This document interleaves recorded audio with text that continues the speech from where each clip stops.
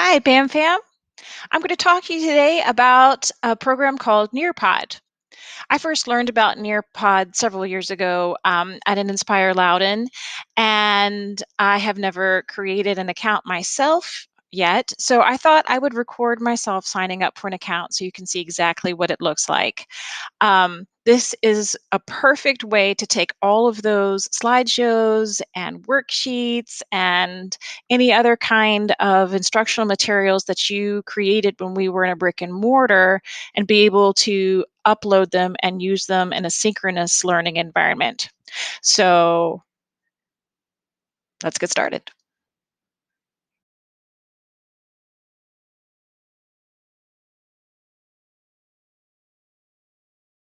Basically, what you can do with Nearpod is you can take slideshows that you already have either in PowerPoint or in Google Slides, and you can upload them into Nearpod and basically take what you already have and make it more interactive for your students to use at home.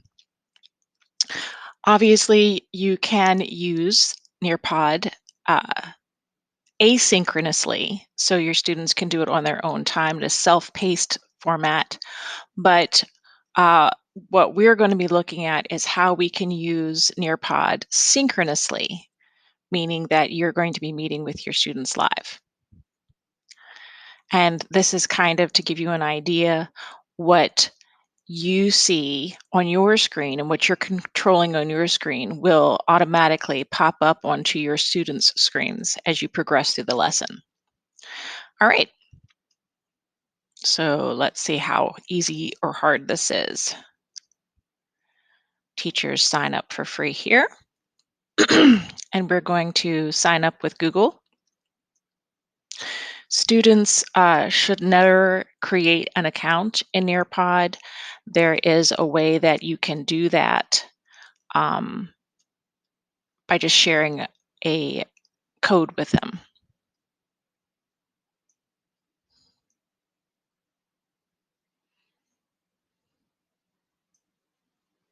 Okay, I'm over 13 years old. Sign up.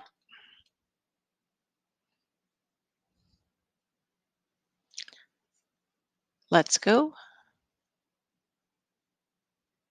All right, and that's it.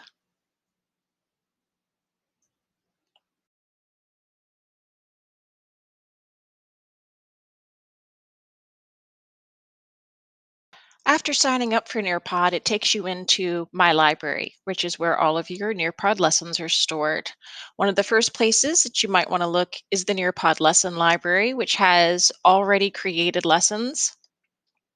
So, what you would do is just come over here. You're going to mark free so that that filters out all of the lessons that you actually have to pay for. Um, you choose your subject and you choose the grades that you teach. Um, I am going to choose all of these because they might all be applicable for math. And then you could just go through and look and see what's already in there. If you find something that you like, you can preview it. And if it looks like something that you can use, you'll come down here and there's a button that's hidden right now. But if you click on that button, the blue button at the bottom, it saves your lesson to your library.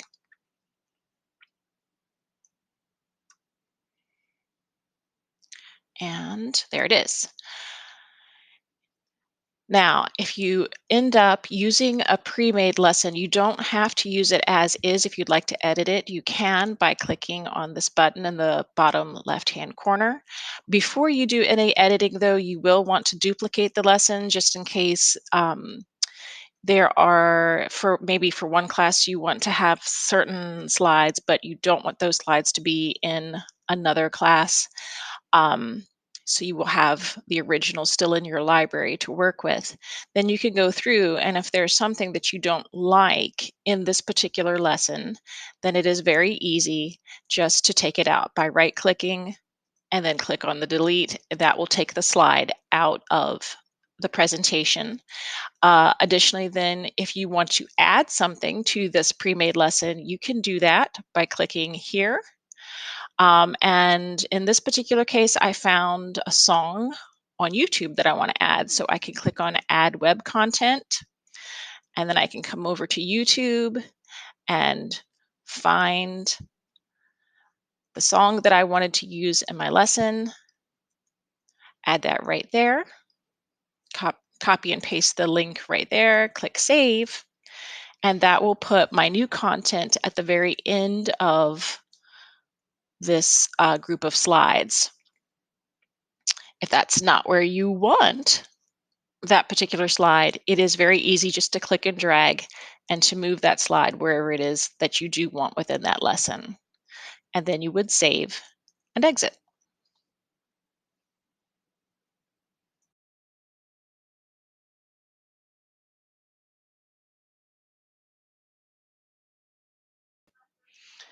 So if you are ready to create your own lesson in NearPod, there are two different ways to create your lesson.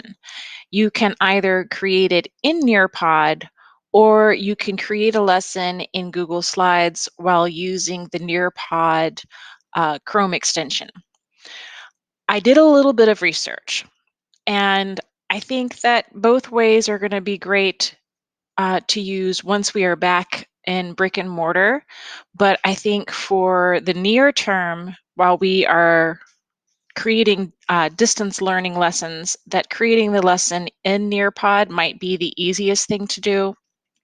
I saw online where there were comments where people were having technical issues trying to create within Google Slides, to the point where it was disabling all of their Google Suite learning tools. So just to make things easy for us right now, we're going to create a lesson in Nearpod, and I wanted to show you what it looks like the first time that you actually create a lesson.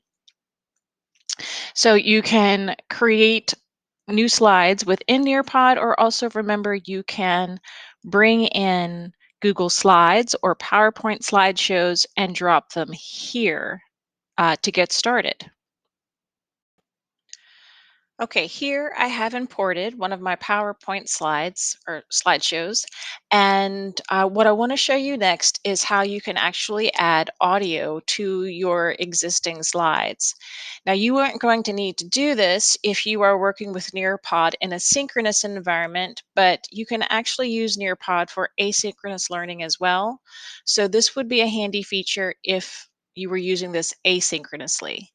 So you just open your slide, and down here at the bottom, you can't see because of my screen recording button down here, but there is a button that says audio, and you can click on that, and you can record your voice reading the slides.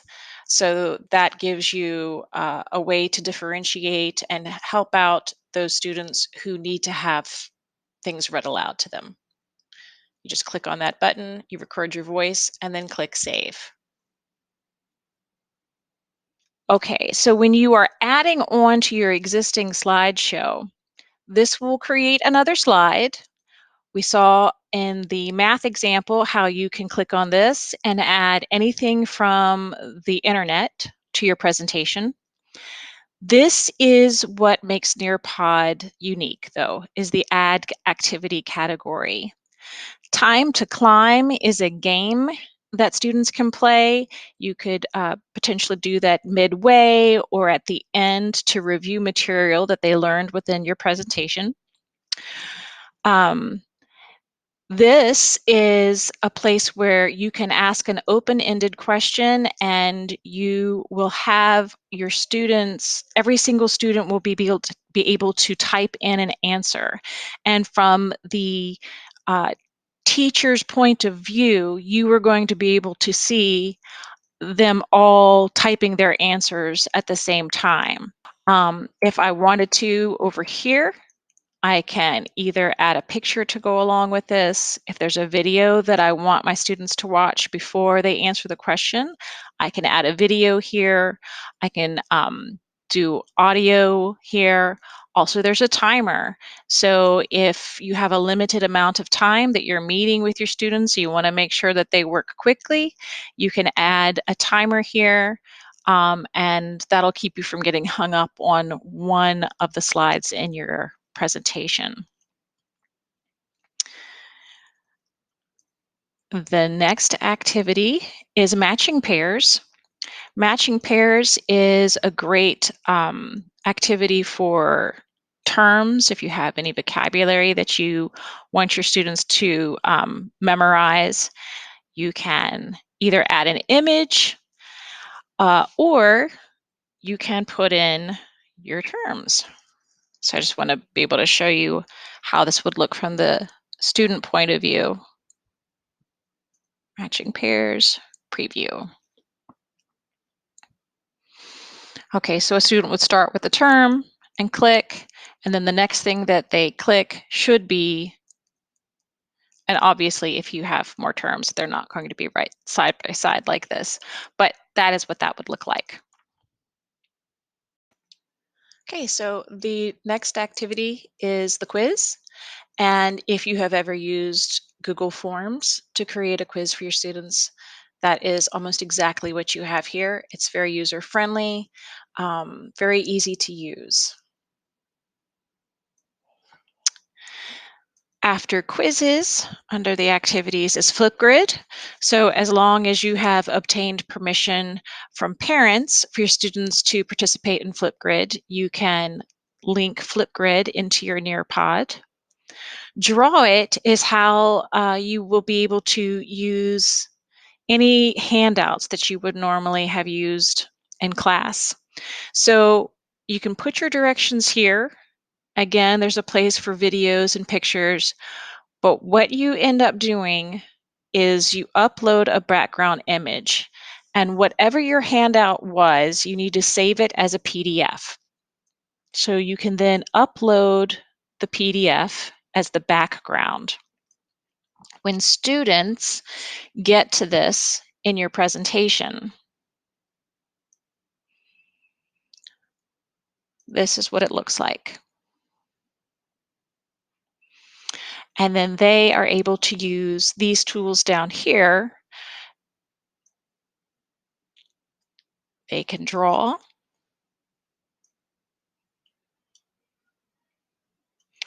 or they can highlight, and they can type.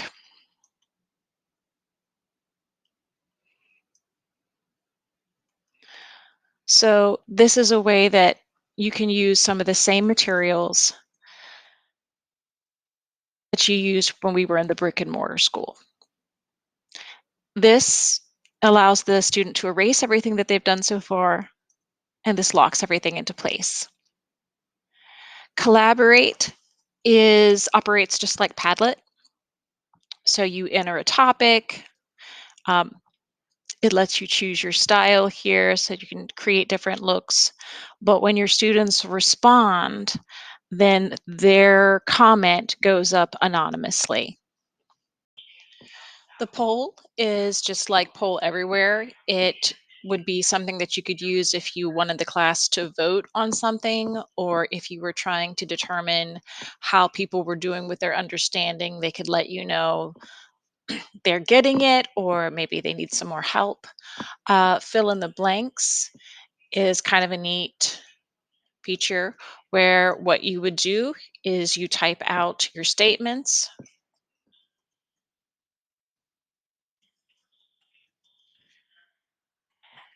And you would type out all of the statements that you want your students to know.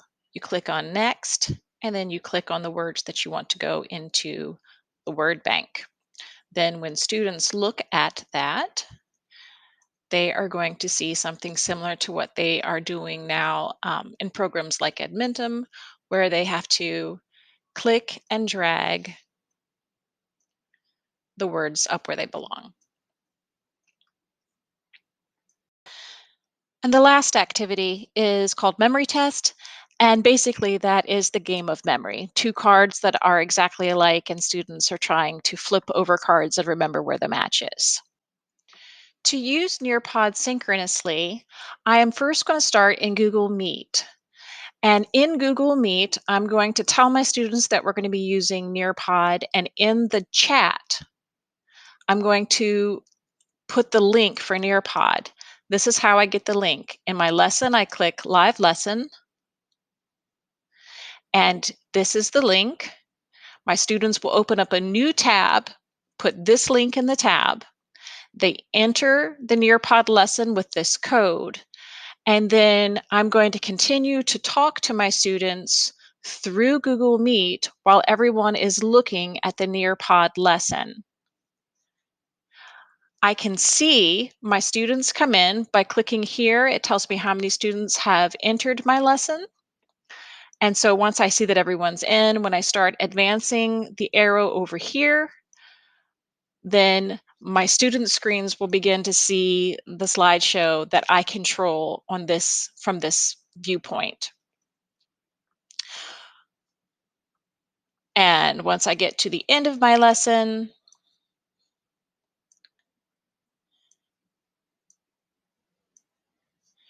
up here, I come up and click on the arrow and I end the session. And that is NearPod in a nutshell.